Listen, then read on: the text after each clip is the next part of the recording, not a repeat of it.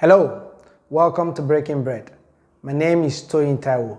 Today I'm going to be reading from 1 Corinthians chapter 13, which has been widely described as the chapter of love. It describes the actions of love and characterizes it as practically as possible. From 1 Corinthians 13, we can see that love is less about how we feel or less about what we say and really more about what we do. Of course, the words we use are important, but what we do really matters in the end. And I'd like to read from verse 7 in particular, which says, "It always protects, always trusts, always hopes, always perseveres." There's a common adverb to those four things, and that's the adverb always, which demonstrates the consistency of love. Love is not a fair weather thing. It is not something we do when it feels comfortable or when we feel like it. It is something we do simply because we are committed to it. That's what love is. That's the way God loves us. That's the way He calls us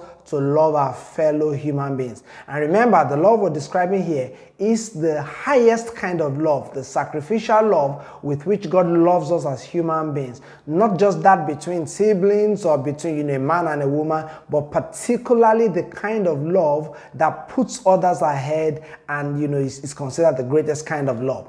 So let's look at these four attributes. It says love always protects. Love always looks out for the interest of the person who is loved and puts their interest first and guards their interest, looks out for them, protects them, makes sure that they are safe and that their well-being is catered for, and does not permit or tolerate someone to speak negatively about them or to malign them or ill-treat them. Love always protects. Also, love always trusts. This doesn't mean that it blindly trusts anyone. It simply means that it hopes for and looks for the best in the person, which means that we attribute the best of that person to them simply because we are looking for them to become better people. It is a proven fact that people tend to behave or perform better when there are higher expectations for them or when there is a positive environment around them. So when we trust people, we show them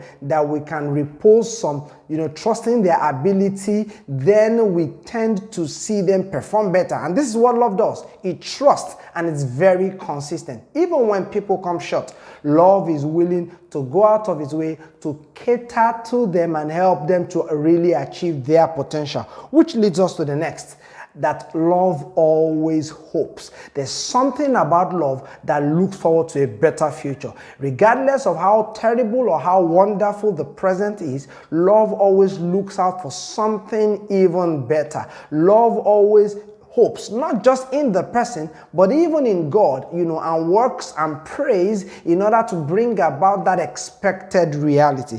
The last thing we have here is that love always perseveres, which really means to, endure. As a matter of fact, the word used describe being the last person to leave. Love stays behind. Love doesn't, take flight at the first challenge or the first difficulty. Instead, it stays behind and in fact doesn't leave where possible. Love is eternal. Love is of God. It takes God's grace to love in this way. And I pray that you and I will find grace as we commit to love our neighbors as God has loved us. I hope you've been blessed by these words. If you have, I want to encourage you to subscribe to this channel and to share this video with your friends, so that they too can be blessed. Until I come your way again next time, stay blessed.